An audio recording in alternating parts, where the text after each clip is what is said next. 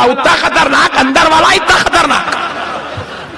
پیارے بزرگوں اور دوستو، اب غوث پاک سرکار مسکرا کر بولے کہ دیکھو تم جہاں بیٹھ کر ذکر کر رہے ہو، عبادت کر رہے ہو نا، وہاں اوپر میرا نام لکھ کے لگاؤ۔ بولے سبحان اللہ، یہ ہے غوث پاک۔ بولے تم جہاں نیچے بیٹھ کے ذکر کر رہے نا، وہاں اوپر میرا نام لکھ کے لگاؤ۔ بولے وہ بزرگاں چلے گئے گھر کو، گئے جا کے کوئی گھر میں بیٹھ کے ذکر کر رہا تو اوپر لکھ کے لگایا المدد یا حضرت سید شیخ عبد القادر جیلانی شیئا للہ۔ سبحان اللہ۔ کوئی پہاڑ کے نیچے بیٹھ کے ذکر کر رہا ہے تو پہاڑ کی چوٹی پر لکھ کر لگا دیا پتھر پہ المدد یا عبد القادر جیلانی شیئا للہ۔ کوئی جھاڑ کے نیچے بیٹھ کے ذکر کر رہا ہے تو پر لکھ کر لگا دیا المدد یا غوث اعظم دستگیر۔ کیا بات، واہ۔ اب اس کے بعد ذکر کرنا شروع کرے 3 مہینے میں 10 سال سے وہ مقام نہیں ملا، 3 مہینے میں سلوک کی انتہائی منزل طے ہو گئی۔ واہ۔ اللہ غیب کے پردے ہٹا دیا، ٹھہرے تو قبرستان میں خبر کے مردوں کے حالات دکھ رہے ہیں۔ اللہ اکبر۔ بچہ پیٹ میں، ایک بچہ ہے، بچی ہے، نظر آ رہا، پریشان ہوگا، بولے یہ کیا ہوگا بھائی، کہاں سے کہاں گئے ہم لوگ؟ ارے اب تک ذکر کرے تو یہ حالات تھے ہی نہیں، یہ 3 مہینے میں اتنے حالات بدل گئے۔ آخر یہ غوث اعظم کے نام میں ایسی کیا تاثیر ہے؟ واہ واہ واہ واہ۔ سب آپس میں مشورہ کرے، بولے چلو پھر چل کے غوث پاک کو یہ 11ویں میں پوچھتے ہیں۔ پھر 11ویں کی محفل میں آ کے پھر ٹھہر گئے صف میں۔ غوث پاک سرکار کے پاس آئے، بولے سرکار 10 سال سے عبادت کر رہے ہیں، وہ مقام نہیں ملا، یہ 3 مہینے میں اتنی بڑی منزل کو پہنچ گئی، یہ نظر آ رہا ہے، یہ حالات ہے، اللہ کے قرب کے یہ معاملات ہیں۔ آخر سرکار یہ ہوا کیسے؟ تب بھی ہم اللہ کا ذکر کرتے تھے، آج بھی اللہ کا ذکر کرتے آئے، نماز تو جب بھی پڑھتے تھے، نماز تو آج بھی پڑھ رہے ہیں۔ وہ مقام جب نہیں ملا اب ملا، جب شیطان بہکانے آتا تھا اب نہیں آتا تھا، اب نہیں آتا ہے، بات کیا ہے؟ غوث پاک سرکار نے ارشاد فرمایا سنو سنو، جب تم عبادت کرتے تھے شیطان آ کر تمہاری نیتوں کو توڑ دیتا تھا، اس لیے رب کے قرب کے جلوے نصیب نہیں ہوتے تھے۔ اب تم نے میرا نام لکھا تو جہاں میرا نام ہوتا ہے وہاں شیطان نہیں آتا۔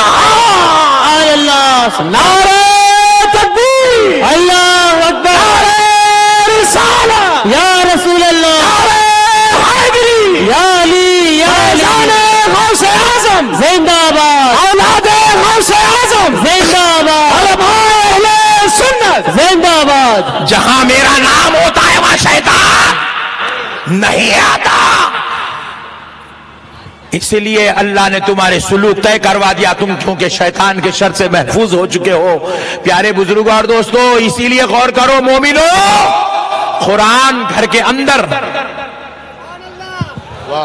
قرآن گھر کے اندر، حدیث گھر کے اندر، پوری کتابیں مذہبی دینی کتابیں گھر کے اندر۔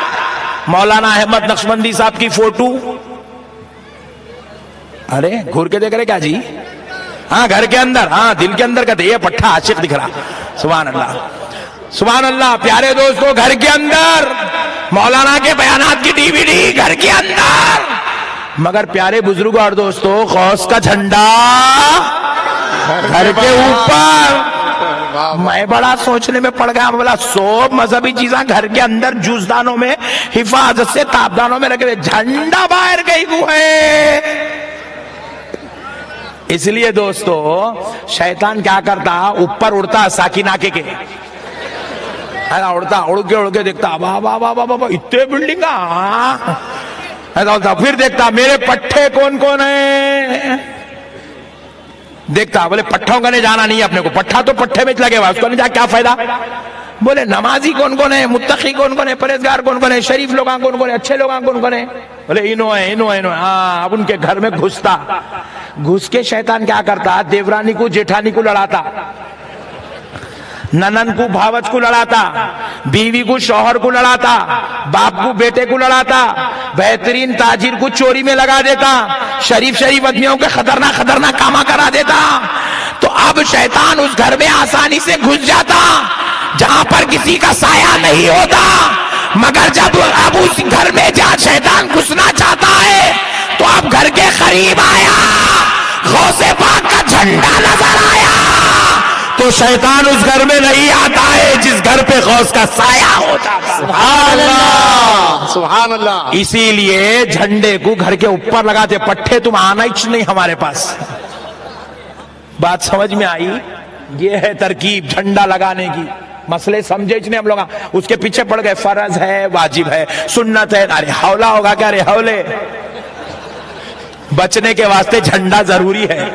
واہ واہ واہ واہ، شیطان کے شر سے بچنے کے لیے جھنڈا ضروری ہے۔ لگا کے تو دیکھو، مست رہتی لائف۔ بے شک۔ لگاتے جو لوگ جھنڈا لگاتے نا، ان کو تعویذ پہننے کی ضرورت نہیں ہے۔ واہ واہ واہ واہ واہ، سبحان اللہ۔ سبحان اللہ۔ جو لوگ جھنڈا لگاتے نا، ان کو ناریلوں لیمبوا والوں کی ضرورت، غوث پاک کافی ہے۔ بے شک بے شک۔ غوث پاک کافی۔ اب غوث پاک سرکار ہر مہینے کی 11 تاریخ کو لوگوں کی مسائل سنتے، حل کرتے جاتے، لاکھوں لوگ آتے، فیضیاب ہوتے۔ اللہ اللہ۔ اب ہوا کیا دوستو، سرکار غوث پاک کا وقت وصال قریب آیا، سرکار غوث پاک کے پردہ فرمانے کا وقت قریب آیا۔ مورخین لکھتے ہیں کہ 92 ایئرز میں سرکار غوث پاک اس دنیا سے تشریف لے گئے۔ بعض نے اور بھی لکھا، مشہور روایت کے مطابق 92 ایئرز میں سرکار غوث پاک اس دنیا سے تشریف لے گئے۔ 92 ایئرز، 92 سال تھی آپ کی عمر شریف۔ سرکار غوث پاک کا جب وقت وصال قریب آیا تو غوث پاک سرکار کے گھر پہ لاکھوں لوگوں کا مجموعہ جمع ہو گیا خانقاہ شریف کے پاس۔ لوگ زار و خطار رو رہے ہیں، کوئی بے ہوش ہو رہا ہے، کوئی کچھ ہو رہا ہے۔ غوث پاک سرکار کو کہا گیا، سرکار آپ کی اس وصال کے وقت کو لے کر لوگ بڑے بے چین ہیں، اور کئی لوگ انتقال بھی کر جا چکے ہیں غم میں۔ اللہ اکبر۔ غوث پاک سرکار اس بستر علالت سے اٹھ کر قوم کے سامنے تشریف لائے اور قوم سے خطاب کیا، کر کے کہا، لوگوں کیوں رو رہے ہو؟ کس وجہ نے تمہیں رلا دیا ہے؟ یہ رحمت للعالمین کا نواسہ ہے، کسی کو روتا ہوا نہیں دیکھ سکتا ہے۔ لوگوں تمہیں کس نے رلایا؟ کیا وجہ ہے جو تم رو رہے ہو؟ کہا، سرکار اب آپ اس دنیا سے پردہ فرمانے والے ہیں، ہماری آنکھوں سے آپ اوجھل ہو جائیں گے، ہم ترس جائیں گے، آپ کو نہیں دیکھ سکیں گے۔ سرکار اگر آپ اس دنیا سے چلے جائیں گے تو پھر آقا ہم اپنی بپتا، اپنا درد، اپنی مصیبت کس کو سنائیں گے؟ جب پریشانی ہوتی تو 11 تاریخ کو آتے، آپ کے دربار میں کھڑے ہوتے، مسئلے سنا دیتے، آپ دعا کر دیتے، مسئلہ حل ہو جاتا۔ میرے آقا اب ہمارا کیا ہوگا؟ یہ سوچ کر ہم بڑے پریشان ہیں۔ تو غوث پاک سرکار نے کہا، لوگوں پریشان ہونے کی ضرورت نہیں ہے، اب تک تم 11 تاریخ کو میرے دربار میں آتے تھے، اپنے مسائل، اپنے پریشانیاں سناتے تھے، میں دعا کر کے حل کرا دیا کرتا تھا، مگر اب یہ نہ سوچنا کہ عبد القادر تم سے دور ہو گیا۔ اب تک 11 تاریخ کو تم میرے در پہ آتے تھے، اب تم 11 تاریخ کا اہتمام اپنے گھروں میں کرو، عبد القادر تمہارے گھر کو آ کر تمہارے مسئلوں کو سبحان اللہ، نعرہ تکبیر، اللہ اکبر، نعرہ رسالت، یا رسول اللہ، نعرہ حیدری، یا علی، یا علی، غوث اعظم زندہ باد، اختیار غوث اعظم زندہ باد، کرامت غوث اعظم زندہ باد، شہزاد غوث اعظم زندہ باد، علماء اہل سنت زندہ باد۔ اللہ اللہ، یہ ہے غوث پاک سرکار۔ اسی لیے 11ویں ہوتی ہے کہ 11ویں شریف میں غوث پاک تشریف لاتے ہیں۔ دل سے کریں، عقیدت سے کریں، محبت سے کریں، جی لگا کر کریں، غوث پاک کی آمد ہوتی ہے۔ ہم نہیں سمجھے دوستو غوث پاک کون ہے۔ غوث پاک کے جلال کا عالم آپ نے سنا کہ غوث پاک سرکار کا اگر کوئی نام بغیر وضو بھی لے لیتا تو زمانے میں جل جاتا تھا۔ حضرت عبد الرزاق الگیلانی رضی اللہ تعالیٰ عنہ ارشاد فرماتے ہیں کہ میں نے بابا جان کو یہ فرماتے ہوئے سنا کہ ایک روز سرکار مولا کائنات علی المرتضیٰ شیر خدا حضرت علی رضی اللہ تعالیٰ عنہ آپ کے خواب میں تشریف لائے۔ خواب میں آ کر کہا بیٹے عبد القادر اگر تمہارے جلال کا یہ عالم ہو تو پھر بیٹے نانا جان کی امت تم سے فیض کیسے حاصل کرے گی؟ تمہیں نانا کی امت کو ہدایت کا سامان دینا ہے، تمہیں نانا کی امت کا غوث بنایا گیا ہے، صبح قیامت تک تمہارے در سے نانا کی امت کو فیض ملتا رہے گا۔ بیٹے اگر آپ کے جلال کا یہ عالم ہو تو پھر لوگ آپ کے قریب کیسے آئیں گے، آپ سے فیضیاب کیسے ہوں گے؟ تو فرماتے ہیں نانا جان پھر مجھے کیا کرنی چاہیے؟ تو فرماتے ہیں بیٹا کچھ نہیں، آپ اپنا منہ کھولو۔ مولا کائنات علی المرتضیٰ کے حکم پر سرکار غوث پاک اپنا منہ مبارک کھولتے ہیں، کہتے ہیں بیٹا میں اپنی زبان تمہارے منہ میں رکھتا ہوں، اسے چوس لو، میرے اندر کا جمال تم میں آ جائے گا اور تمہارا جلال میں واپس لے لوں۔ حضرت غوث پاک نے منہ کھولا، حضرت مولا کائنات نے اپنی زبان آپ کے منہ اقدس میں رکھی تو غوث پاک سرکار اسے چوستے گئے چوستے گئے چوستے گئے، جمال علی حضرت غوث میں منتقل ہوا، سرکار غوث پاک کا جلال آپ نے واپس لے لیا۔ یہ ہے غوث پاک جس کی رہبری کو رہنمائی مولا کائنات علی المرتضیٰ فرمایا ہے۔ کون ہے غوث پاک سرکار؟ رسول پاک صلی اللہ علیہ وسلم حضرت غوث پاک کے خواب میں تشریف لا کر فرماتے بیٹا عبد القادر میری امت سے خطاب کیوں نہیں کرتے؟ میری امت کو واضح و نصیحت کیوں نہیں کرتے؟ بیٹے عبد القادر میری امت کو واضح و نصیحت کرو تاکہ میری امت ہدایت کے رستے پر آ جائے۔ کہا کہتے ہیں نانا جان یا رسول اللہ عبد القادر کی جان آپ پر قربان ہے۔ آقا عبد القادر کہنا چاہتا ہے لیکن جب کہنا چاہتا ہوں تو آقا مجھے ہیبت ہوتی ہے، مجھے ہیبت ہوتی ہے، مجھے گھبراہٹ پائی جاتی ہے، کیونکہ وہ آج کل ہمارے جیسے خطاب ہو رہی ہے، یہ وہ خطاب کرنے کی بات ہو رہی ہے جس خطاب میں بیٹھنے والے کو ولایت عطا ہو جائے، جس خطاب میں بیٹھنے والے کو رب کے جلوے نصیب ہو جائے، جس خطاب میں بیٹھنے والے کو خدا کا دیدار ہو جائے، جس خطاب میں بیٹھنے والے کو انبیاء اکرام کا فسادت کا فیضان نصیب ہو جائے، وہ خطاب کی بات ہو رہی تھی۔ تو کہا دادا جان نانا جان مجھے ہیبت ہوتی ہے۔ رسول پاک علیہ السلام نے کہا بیٹا عبد القادر منہ کھولو۔ حضرت غوث پاک منہ کھولتے ہیں، حضور اپنا لعاب مبارک سرکار غوث پاک کو چھٹا دیتے ہیں اور فرماتے بیٹا اب خطاب کرو، تمہاری ہیبت ختم ہو جائے گی۔ حضرت غوث پاک دوسرے دن سے خطاب کرنا شروع کیے تو غوث پاک کی مجلس میں لوگ انتقال بھی کر جاتے ہیں۔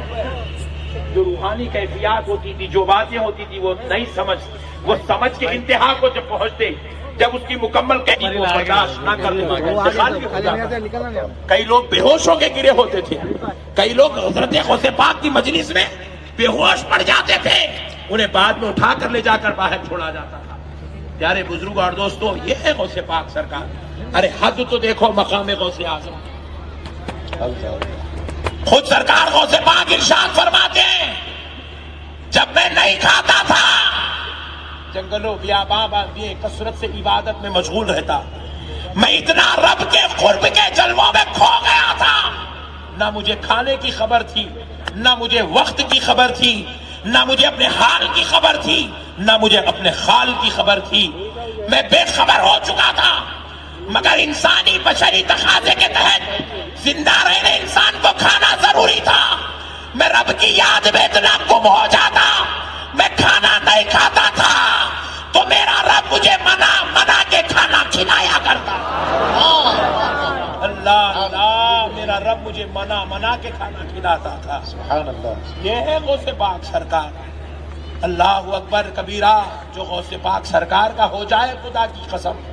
دوستو غوث پاک اس پہ نظر خاص فرماتے ہیں، نظر کرم فرماتے۔ بس اب ایک آخری بات سن لیجئے، وقت کا تقاضا ہے، بالکل 5 منٹ میں ایک آخری بات سرکار غوث پاک کی شان بتا کر بات ختم کرتا ہوں۔ لوگ پوچھتے ہیں 11ویں کیوں کرتے ہیں، غوث اعظم کو کیوں پکارتے ہیں، غوث غوث غوث غوث کا نعرہ کیوں لگاتے ہیں؟ سنو دوستو کیوں لگاتے ہیں۔ غوث پاک سرکار نے جب اپنی ولایت کا اعلان کیا تھا، منافقوں کا ٹولہ سرگرم ہو گیا۔ بھائی اب غوث پاک نے ولایت کا اعلان کر دیا، ساری قوم ان کے قریب جائے گی، سب ان کے دیوانے عاشق ہو جائیں گے، سب انہی کو چاہیں گے، ہمارا کیا ہوگا؟ ہمارے تو لالے پڑ جائیں گے۔ بولے ہماری تو دکان بند ہو جائے گی، جیسے بازو والوں کی دکان بند ہو رہی ہے، پریشان ہو گئے۔ تو منافقوں کا جو امیر تھا اس نے کہا بھائی آج رات میں سب کو میٹنگ کے لیے بلاؤ، مشاورت اجلاس ہوگا۔ منافق کا اعلان ہوا امیر صاحب کا، پورے چیلے آ گئے، شام میں امیر صاحب کے گھر پہ میٹنگ ہو رہی ہے، منافقین میٹنگ میں بیٹھے ہوئے، میٹنگ چل رہی ہے۔ امیر صاحب بولے دیکھو میاں غوث اعظم کا چرچا چل رہا ہے، کوئی ایسا مشورہ دو لوگوں کی نظروں میں غوث پاک کا مقام کمزور پڑ جائے، غوث پاک کی جو عظمت لوگوں کے دلوں میں وہ ختم ہو جائے، وہ کمزور ہو جائے، وہ ختم ہو جائے، وہ کمزور ہو جائے۔ سارے منافقین مل کے مشورہ کرے تو غوث پاک سرکار کے متعلق ایک منافق مشورہ دینے لگا تو امیر صاحب بولے اے چل چپ بیٹھ رہے، تو بہت بھیانک مشورے دیتا، غریب نہیں، بیکار آدمی ہے، تو خاموش بیٹھ بولے۔ دوسرا مشورہ دیا امیر صاحب کو سمجھ میں آیا، تیسرا مشورہ دیا سمجھ میں آیا، چوتھا دیا سمجھ 70 آدمی مشورہ دیا امیر صاحب کو سمجھ میں نہیں۔ امیر صاحب بولے نہیں میں دیتا ہوں مشورہ، سب سنو بولے۔ جی بولیے بولے۔ تو امیر صاحب کیا مشورہ دے رہے ہیں دیکھو آپ۔ امیر صاحب بولے کل ہم صبح صبح ایک جنازہ تیار کریں گے، جنازہ، وہ جو مسجد میں رکھا ہوا ہوتا ہے جس میں میت کو لٹا کر لے جاتے ہیں، کیا کہتے ہیں اسے؟ جنازہ، ہمارے پاس ڈولا کہتے ہیں، جنازہ۔ ایک جنازہ تیار کریں گے اور اس کے اندر ایک میت کو لٹائیں گے، ایک آدمی کو لٹائیں گے۔ کس کو لٹائیں گے؟ ایک آدمی کو لٹائیں گے۔ ایک بار درود پاک پڑھ لیں، اللہم صلی علی سیدنا محمد وعلی آلہ وصحبہ افضل صلواتک وعدد معلوماتک وبارک وسلم صلاۃ و سلام علیک یا رسول اللہ صلی اللہ تعالی علیہ وآلہ واصحابہ وسلم۔ تو پیارے بزرگ اور دوستو، غوث پاک سرکار کی عزت کو لوگوں کے درمیان میں کم کرنے کے لیے، لوگوں کے درمیان میں کم کرنے کے لیے مشاورت ہو رہی ہے۔ منافقین مشورہ دیے امیر صاحب کو سمجھ میں، ادھر دیکھو میں یہاں ہوں، ہاں، امیر صاحب کو وہ مشورہ سمجھ میں نہیں آیا۔ امیر صاحب بولے میں دیتا ہوں، تو بولے سرکار دیجیے، آپ کیا مشورہ دیں گے؟ تو امیر صاحب مشورہ دے رہے منافق ہوں گے۔ بولے کل ایک جنازہ لائیں گے، اس میں ایک آدمی کو لٹائیں گے، غوث اعظم کا لے جائیں گے، جا کے بولیں گے کہ ہمارے پاس ایک آدمی کا انتقال ہو گیا، آپ نماز جنازہ پڑھانے آؤ۔ غوث پاک سرکار آئیں گے، نماز جنازہ پڑھائیں گے۔ جیسے ہی انہوں جنازے کی نماز پڑھائیں، دوسری رکعت انہوں دوسری تکبیر بولیں گے، اٹھ کے بیٹھ جانا، لیٹا سو والا اٹھ کے، جیسے ہی انہیں اٹھ کے بیٹھا پورے مل کے کھلی اڑائیں گے، مذاق کریں گے، غوث پاک کا مذاق اڑائیں گے تو سب کچھ سمجھ میں آ جائے گا۔ لوگ پوچھیں گے کیوں ہنس رہے ہو؟ تو بولیں گے دیکھو بھائی زندہ ہے مردہ ہے ان کو وہی نہیں معلوم، انہوں ولیوں کے سردار ہے کہتے۔ لوگوں کے ذہنوں میں انتشار پیدا ہوگا، لوگ کنفیوز ہو جائیں گے، غوث پاک کی عظمت کم ہو جائے گی۔ کیا مشورہ ہے؟ نہیں چلر۔ اور جو نبی سے ولیوں سے دور ہوتا نا، اس کا مائنڈ واقع چلر ہو جاتا۔ دیکھو آپ ڈولا لاتا کہتے جنازہ، اس کے اندر آدمی کو لٹاتا کہتے، ان کو جا کے بولتا کہتے، ان آتے کہتے، انہیں پڑھاتے کی، انہیں اٹھ کے بیٹھتا کہتے، پورے مل کے ہنستے کہتے، غوث پاک کا مقام نیچے کرتے۔ کیا لڈو ہے رے تو! پیارے بزرگ اور دوستو، ایسی ایک چلر نبی کے زمانے میں بھی تھا۔ دیکھو نہیں، نبی کے زمانے میں تھا چلر، ہاتھ میں کنکر پکڑ کے آیا، آ کے بولا اے محمد بولو میری مٹھی میں کیا ہے؟ لڈو۔ ارے دیوانے، یہ وہ نبی ہے جو لامکان کی خبریں بول رہا ہے۔ واہ کیا بات ہے! ارے یہ وہ نبی ہے جو قیامت کی خبریں بول رہا ہے۔ ایسے نبی کی بارگاہ میں اتنا چلر سوال کرتا، میری مٹھی میں کیا ہے؟ اڈا بٹا کھیل رہا۔